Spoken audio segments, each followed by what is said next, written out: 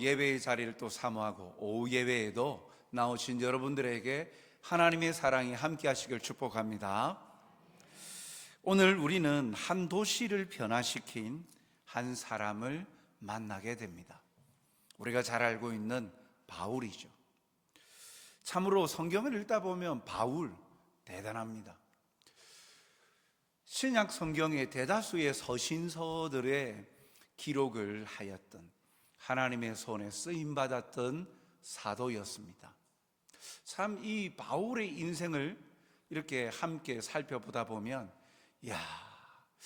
저렇게 쓰임받으면 얼마나 좋을까, 참 하나님의 기쁨이 되는 존재가 된다는 게 참 좋겠다. 그런데 그가 살아온 생을 살펴보면 두렵기도 하지요. 늘 환대받고 축하받는 자리에 서 있던 사람이 아니라 40의 감암매를 3번이나 맞고 죽을 고비를 넘겨가면서 살았던 인생이었기 때문이죠. 근데 오늘 읽었던 이 사도행전 말씀을 통해서 내가 있는 곳을 변화시키는 그리스도인이라는 제목으로 우리도 우리의 삶의 자리에서 하나님이 기뻐하시는 변화, 하나님의 역사가 나타나고 체험하는 우리 성도들이 되었으면 좋겠습니다. 먼저 바울은 하나님 나라를 전하고 있습니다. 한 도시를 변화시킨 사람 바울, 그가 어떻게 변화시켰냐? 그가 말하고 전하는 내용에 달려있죠. 그는 하나님의 나라를 전하였다라고 말합니다. 우리가 잘 알다시피 사도 바울은요, 예수님을 믿는 자들을 핍박하던 자 아닙니까? 열심히 특심하여서 남부 지역에 있는 예루살렘에서 북부에 있는 다메섹, 지금의 다마스커스, 그까지 그 북부 지역의 먼 거리를 다니면서 예수 믿는 사람을 잡아 대제사장에게 갖다 바치는 그러한 열심히 특심인 사람이었어요. 그랬던 그가 다메섹으로 가는 그 길에 예수님을 만납니다. 변화되어지죠. 그래서 예수님 믿는 사람을 핍박하던 자였던 바울이 이제는 예수님을 전함으로 오히려 역으로 다른 사람들에게 핍박을 받습니다. 유대인들에게, 자기 동족들에게 핍박을 받죠. 또 이방인들에게도 핍박을 받습니다. 이러한 그 핍박받는 자가 되었지만 그는 오늘 말씀 보면 에베소라는 지역에 와서 하나님의 나라에 대하여 증거합니다. 그가 행동하는 행동의 패턴을 보면 복음을 전할 때, 하나님의 나라를 전할 때 1대1 관계 속에서 전하는가 하면 군중 앞에서 대중을 향하여 또 전하기도 합니다. 특별히 그는 이 전도 여행을 다니면서 가장 빠지지 아니하고 거쳤던 장소가 있어요. 그곳은 회당입니다. 회당. 우리에게는 좀 생소하지만 유대인들이라면 회당, 시나고기, 이 회당이라는 곳은 그 유대인들이 10명 이상 모이면 항상 그곳에 회당을 짓습니다. 모입니다. 그 회당이라는 곳을 통해서 두루마리 율법이 읽혀지고, 그래서 그곳에서 예배가 드려지는 장소이기도 하고 다음 세대 교육 장소이기도 합니다. 어린아이들에게 토라, 말씀을 전거하고 가르치는 곳. 그리고 회당이라는 곳을 통하여서 외국에도 가면 교회가 한인 사회의 가장 그 커뮤니티 가운데 중심이 되는 장소 가운데 하나죠. 신앙생활 잘 안 해도 교회 가면 한인들 많이 만나니까 그렇게 찾아들 오기도 합니다. 마치 그와 같게 이 유대 공동체가 모일 수 있는 모임 공동체의 장이 회당이었어요. 그래서 바울은 항상 전도 여행을 다니면서 그곳에 회당이 있다 그러면 회당에 가서 복음을 전합니다. 오늘도 마찬가지예요. 오늘도 이 에베소에 방문하고 회당에서 하나님의 나라를 가르칩니다.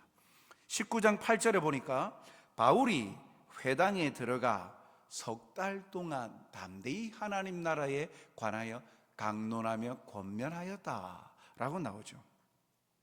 그런데 여기서 우리가 오늘 주목할 건 세 가지입니다. 첫 번째, 이 본문에 있어서 강론하였다, 하나님의 나라에 대하여 강론하였다라고 나오죠. 강론이라는 이 단어는 회당에서 강의했다는 겁니다. 가르쳤다는 것입니다. 무엇을요? 바울이 하나님의 나라에 관하여 강론했다, 강의하고 가르쳤다라는 거예요. 여러분, 사람들 앞에서 가르치는 사람, 어떤 주제를 가지고 가르치는 사람, 그 사람은 준비가 되어져 있어야 됩니다. 자기가 가르치는 주제에 대하여서 정확한 지식을 가지고 있어야 가르치죠. 알지도 못하면서 어떻게 가르칠 수 있겠습니까? 그래서 여기 회당에서 가르치는 이 바울의 가르침, 그는 이 율법사가 대부분은 성경을 읽고 풀이를 해줘요. 율법학자들이. 대부분 그 바리새인들이나 서기관들 출신들이 성경을 많이 알죠. 그래서 바리새파나 사두개파, 유대 사회 가운데의 그 종파, 지도자들 가운데에 바리새파와 사두개파 사람들이 대부분 이 율법사들이 많이 나옵니다. 왜냐하면 율법을 가까이 하고 읽고 교육도 받았기 때문에. 그때는 두루마리로 되어 있죠. 그래서 두루마리로 되어져 있는 말씀을 읽고 시편이나 이사야 이런 말씀들을 읽고 간단하게 그 말씀이 무엇을 말하는지 가르쳐요. 그런데 이 회당에서 그 못지않게 바울이 하나님의 나라에 대하여 가르쳤습니다. 사도 바울을 우리가 직접 보지는 못하였지만 성경에 보면 그때 당시에 가장 뛰어난 가말리엘이라는 그 율법학자의 문화생이었어요. 그러니까 얼마나 가르침을 조밀하고 세밀하고 분명하게 가르침 받았겠습니까? 그런데 그가 가르침 받은 율법을 말하는 게 아니라 오늘 에베소 회당에 가서 바울이 말하는 건 하나님의 나라예요. 하나님의 나라에 대해서 가르친다는 거예요. 쉽게 말해서 천국에 대해서 가르쳤다는 거예요. 바울이 가르치고 있는 이 천국, 하나님 나라가 핵심이 뭡니까? 예수 그리스도. 다메섹으로 가는 도상에서 예수님을 만나고 진정한 하나님의 나라, 하나님의 나라가 어떻게 임하고 하나님의 나라에 어떻게 들어갈 수 있는지, 하나님 백성이 하나님의 나라 들어갈 수 있는 그 길, 유일한 길, 오직 예수 그리스도. 예수님에 관한 복음을 가르쳤다는 이야기예요. 예수님을 구주로 믿을 때 하나님의 나라에 들어갈 수 있다. 예수님은 하나님의 아들이시다. 하나님이시면서도 우리를 사랑하셔서 이 땅에 인간의 몸을 입고 내려오셔서 십자가에 죽으시고 부활하셨다. 그 부활하신 예수님을 믿으면 하나님의 나라에 들어갈 수 있다. 그 천국에 가는 길, 유일한 길 대신 예수님께서 늘 말씀하셨듯 내가 곧 길이요 진리요 생명이니 나로 말미암지 않고는 아버지께로 올 자가 없느니라.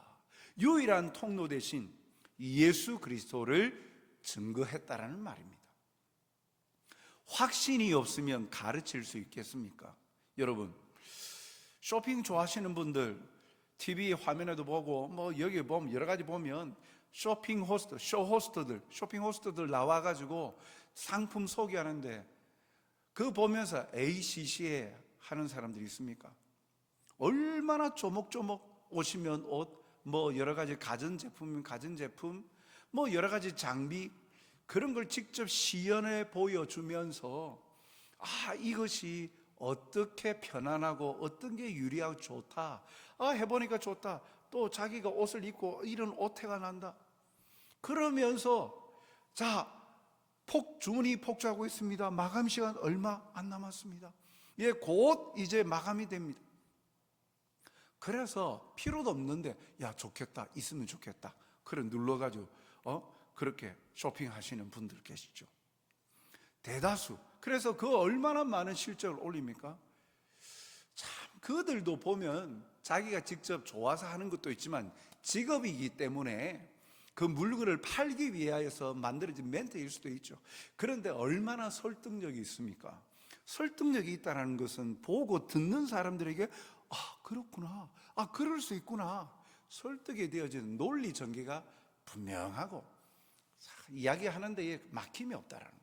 자연스럽다는 거죠. 가르치는 자도 마찬가지예요. 가르치는 자도 이게 맞는지 모르겠어요. 이럴 수도 있고 저럴 수도 있어요. 뭔 말인지 나도 모르겠어요. 이러면서 가르치는 사람이 있습니까? 바울은 회당에서 자기가 만난 예수님을 강론하였다. 예수님에 대해서 확신을 가지고 가르쳤다. 가르친다는 것, 그 사실에 대한 분명한 정보가 충분하다는 사실이죠. 사랑하는 성도 여러분, 내가 있는 곳을 변화시키는 사람, 오늘 이 바울을 통해서 먼저 보게 되어지는 건 먼저 말씀으로 변화되어져 간다는 거예요. 내가 먼저 받고 누렸던, 그래서 확신하는 그 말씀, 복음, 하나님의 나라, 예수 그리스도에 대한 믿음의 복음, 이것을 확신을 하니까 확신 있게 이야기하고 증거하는 거예요. 설득력이 있는 거예요. 그 말씀에 대한 이해와 확신이 있고 다른 사람들에게 알려줄 수 있어야 돼요. 도시를 변화시켰던 바울은 자기가 먼저 그 말씀에 대한 확신과 누림과 체험이 있었던 거예요. 우리가 살아가는 이 시대에도 마찬가지, 우리의 삶의 자리를 변화시킬 수 있는, 하나님이 기뻐하시는 방향으로 변화시킬 수 있는 사람 쓰임받기 위해서는 먼저 내가 말씀에 대한 은혜, 말씀에 대한 감동, 말씀에 대한 체험, 말씀에 대한 확신이 있어야 되는 거예요. 그래서 그것에 대해서 담대히, 당당히 말할 수 있어야 되죠. 오늘도 우리가 그 확신에 찬 사람으로 살아서 우리가 살아가는 가정, 그리고 우리 공동체를 하나님의 뜻으로 기쁘시게 변화시키는 저와 여러분이 되시길, 쓰임받는 여러분들이 되시길 주님의 이름으로 축복합니다. 둘째로 우리가 주목할 것은 8절 하반절에 보니까 하나님 나라에 관하여 권면하되, 권면했다. 하나님 나라에 관하여서 대중 앞에서 강론하는 것, 가르치는 것으로 끝나지 않았어요. 그 말씀이 한 사람 한 사람에게 적용되어지고 받아들일 때까지 쉬지 않고 권면하였어요. 세상을 변화시키는 사람은요, 이처럼 자신이 확신하고 믿는 것을 다른 이들에게 소개하는 것으로 끝나지 아니하고 그들이 함께 그 감격과 은혜를 누리도록 권하여 주는 열정이 있는 사람이에요. 그래서 가르침으로 땡, 내가 말했지, 알아들었지, 땡, 그것이 아니라 그 말씀을 들은 사람이 그 말씀의 맛을 보고 그 말씀의 깊이를 다하여서 생활 가운데에 열매를 맺어가는 기쁨을 누릴 수 있도록 같이 함께 옆에서 권하는 거예요. 바울이 3개월 동안 에베소 회당에서 하나님 나라 전하면서 만나는 사람들에게, 회당뿐만 아니라 만나는 사람들에게 내가 조금 전에 이야기했던 예수님이 이런 분이세요. 내가 그 예수님을 만났잖아요. 그래서 내 삶이 변화되어졌어요. 지금 이 감동, 그래서 곳곳에 성경에 바울이 뭐라고 고백합니까? 예수 그리스도를 아는 지식이 가장 고상한 지식이라, 최고다라고 말하죠. 그래서 예수님을 아는 것 이외의 모든 것을 배설물로 여긴다, 가치 없는 것으로 여긴다. 자기에게 있어서 가장 최고의 가치가 예수님을 확신하니까, 그러니까 가르침으로 끝나지 아니하고 권면하는 거예요.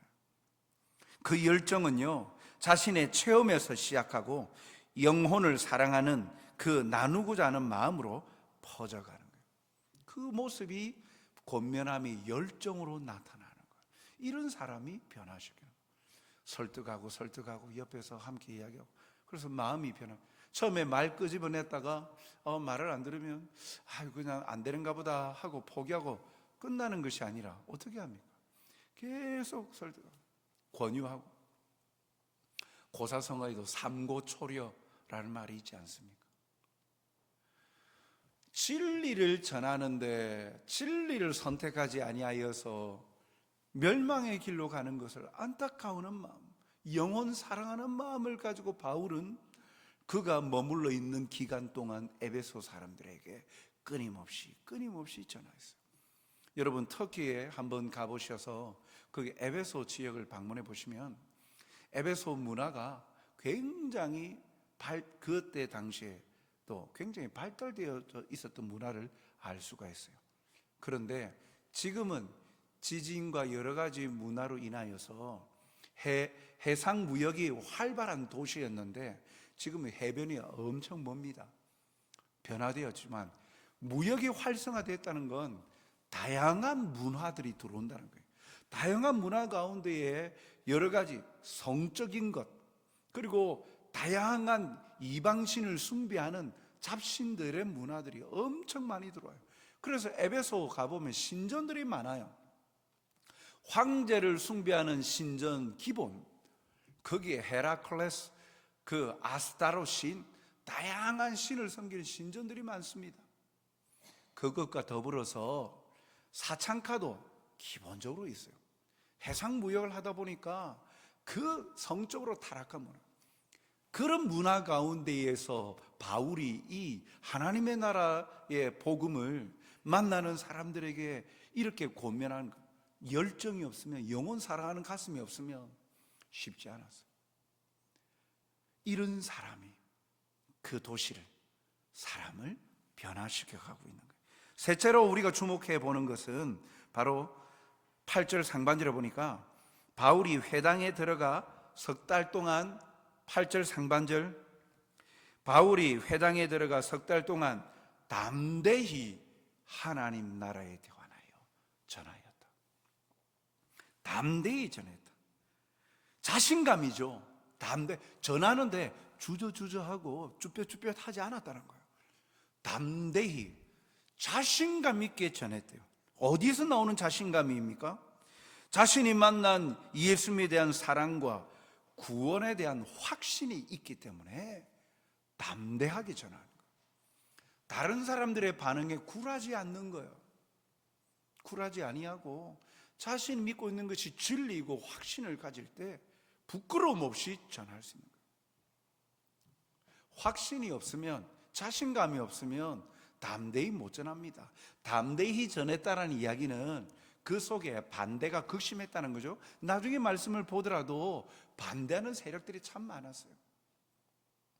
지금도 우리가 교회 다닌다면, 오전 시간에도 잠깐 언급했습니다만, 기독교에 대한 그 인식, 2024년도에 그 통계치를 통해서 목회 데이터 연구소에서 조사를 해보니까 2023년보다 24년도 우리나라 사회가 기독교에 대한 인식이 얼마나 많이 떨어졌는지 몰라요. 그 기독교에 대한 인식이 떨어지게끔 만들었던 그러한 이들이 참 많았죠. 참 가슴 아픈 일입니다. 물론 성경에는 말세에 너희가 내 이름으로 인하여 고난을 받을 것이고 핍박을 받을 것이다. 예, 고난과 핍박을 받는 것도 있지만 기독교로서 복음을 가지고 교회가 사명을 감당해야 되는데 그 사명을 감당하지 못하고 비리와 여러 가지 비상식적인, 비도덕적인 행동들을 통하여서 복음의 가치를 저급한 것으로 만들어버렸어요. 바울은요, 복음이 없는 곳에 처음 들어가서 이 복음을 전하는데 얼마나 힘들었겠습니까? 문화가 다양한 데 가운데 이것만이 진리입니다라고 이야기하는데 가만히 있겠습니까? 사람들이 그렇지 않죠. 그럼에도 그는 두려워하지 않았습니다. 위축되지 않았습니다. 한마디로 겁 없는 사람이었어요. 왜요? 믿는 구석이 있으니까요. 그 어떠한 반대와 대적도 두렵지 않아요. 이런 사람이 세상을 변화시킵니다. 히브리서 11장 38절에 보면, 히브리서 11장 믿음장이죠. 흔히 말하는 그 별명을 붙이면 믿음으로 믿음으로 믿음으로. 11장 히브리서 11장 38절을 보면 이러한 믿음으로 살았던 이런 사람은 세상이 감당할 수 없느니라. 세상이 감당치 못한다. 세상이 어떤 식으로 공격해와도 이 사람들은 믿음으로 그 믿음을 지켰던 사람들이다. 예수님께서 담대하라, 내가 세상을 이겼노라. 주님을, 이러한 세상을 이기신 주인 되신 예수님을 믿는 사람들이니까 그 믿음의 사람들은 굴하지 않고, 오늘 바울도 그 예수님을 만났으니까 담대히 복음을 전했어요. 하나님 나라에 관하여서 전하였어요. 이러한 모습들로 인하여 그가 있는 곳이 변화되어집니다. 어떻게요? 믿는 자들이 생겨나는 거예요. 그리고 더불어서 세상을 변화시키는 사람은 그 반대에도 포기하지 않고 사역을 연속해서 나갔다는 사실이에요. 19장 8절 다시 보면 바울이 회당에 들어가 석 달 동안 3개월 동안 그가 복음을 전했어요. 그런데 어떤 일이 나타납니까? 19장 9절 상반절을 보니까 어떤 사람들은 마음이 굳어 순종하지 않고 무리 앞에서 이 도를 비방하거늘 바울이 그들을 떠나. 이 에베소 회당에서 그리고 머물러 있으면서 석 달 동안 가르치는데 자꾸 반대하면서 비방하고 조롱하고 대적자고, 그래서 장소를 옮깁니다. 그 회당에서 나와서 에베소의 두란노 서원이라는 곳에서 가르치기 또 시작해요. 얼마 동안요?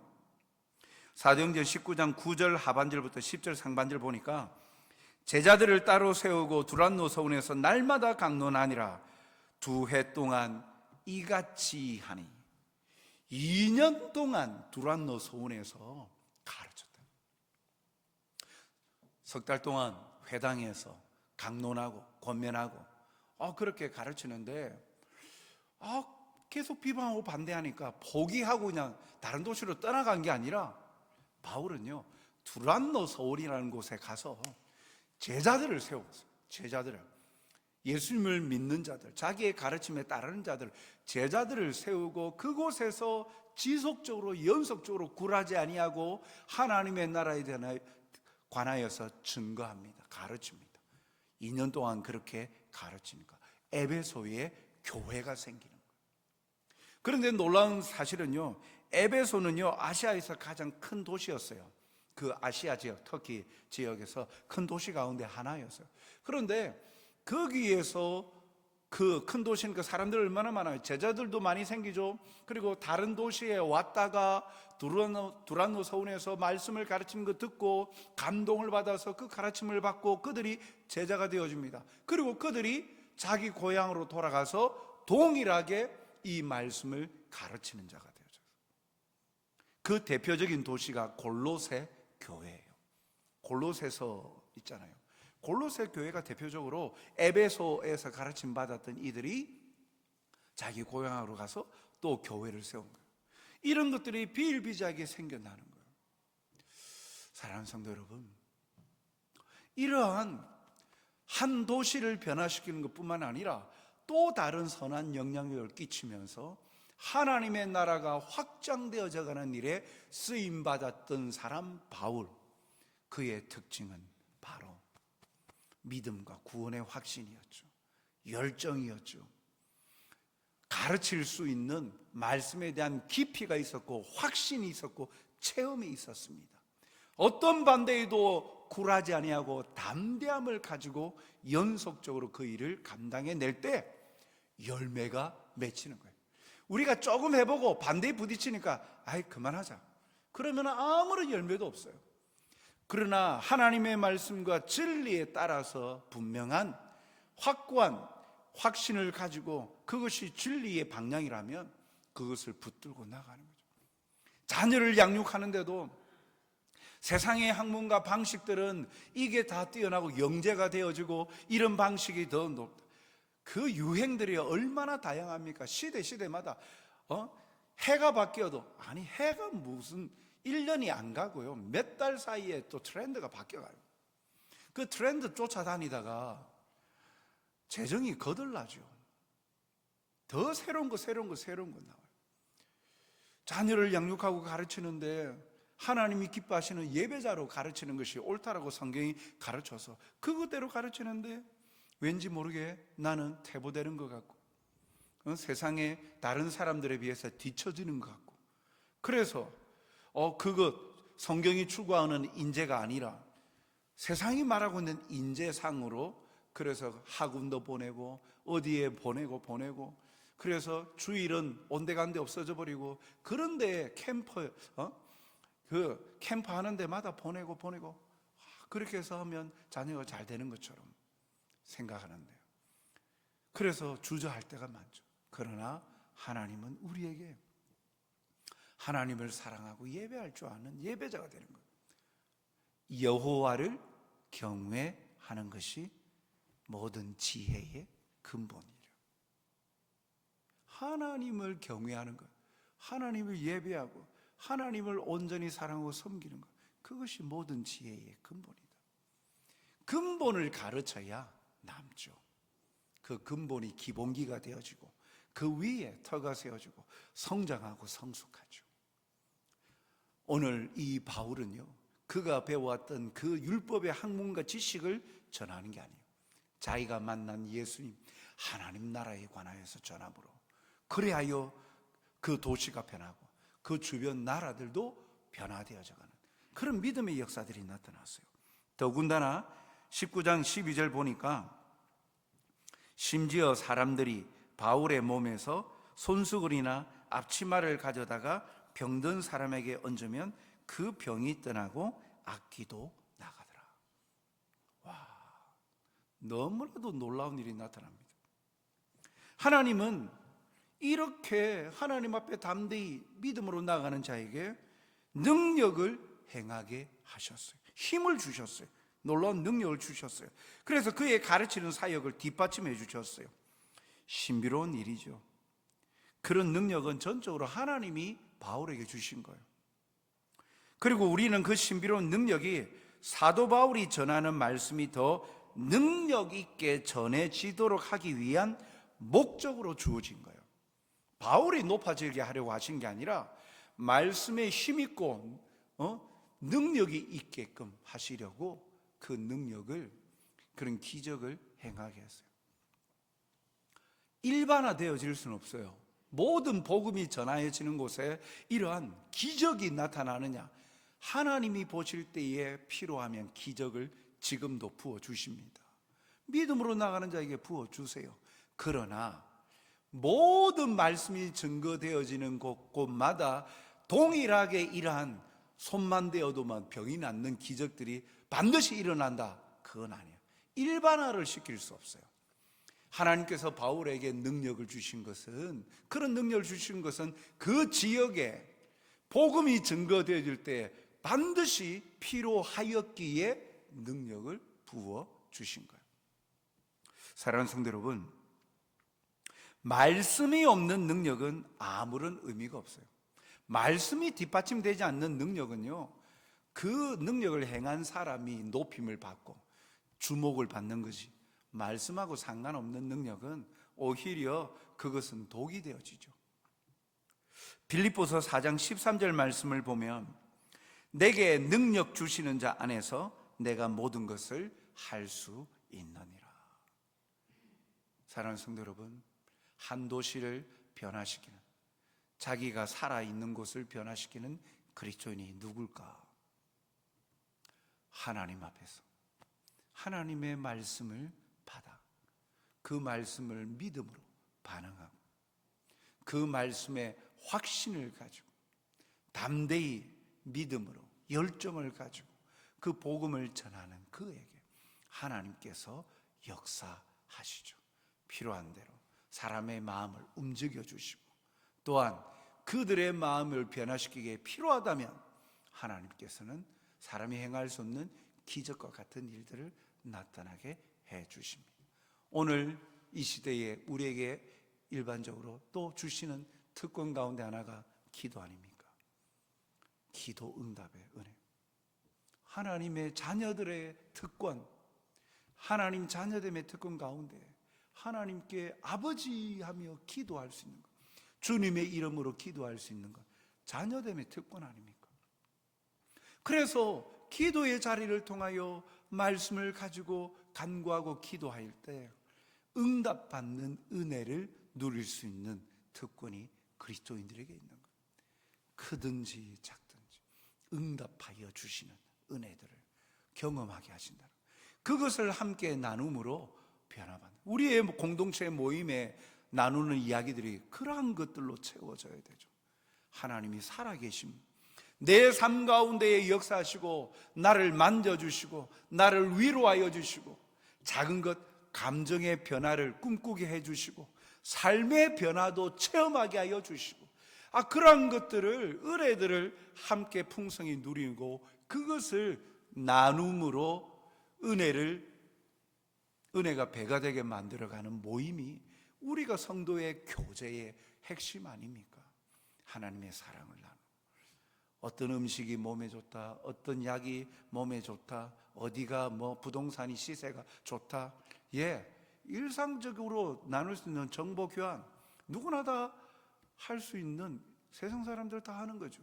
그들과 다른 우리의 교제는 바로 일상생활 가운데 역사하시는 하나님을 나타내고 보여주고 삶으로 증거하는 것, 그로 인하여 선한 영향력을 끼치며 행하는 사람, 그가 있는 자기 자신뿐만 아니라 자기 주위로부터 모든 것을 변화시켜가는 하나님이 기뻐하시는 그리스도인, 하나님 백성, 성도입니다. 오늘도 이러한 우리의 삶에도 이러한 열정과 헌신 가운데 하나님의 능력이 나타나 있는 곳을 변화시키는 그리스도인들이 되기를 주님의 이름으로 축복합니다. 그리하여 2025년에 우리가 올 한 해 나가야 될 거예요. 은혜 나누는, 내가 은혜 받아야죠. 그래야 남편이, 아내가 행복해지고 자녀가 행복해지고 부모가 행복해지고, 내가 은혜가 사라지면, 끼치면 불행이 이어져 가는 거예요. 오늘도 이 주신 은혜의 말씀들을 통하여서 하나님께서 때마다 시마다 또 주실 은혜의 보좌 앞에 담대히 나아갈 수 있는, 그것을 얻기 위하여 은혜의 보좌 앞에 담대히 나가는 여러분들이 되시길 주님의 이름으로 축복합니다.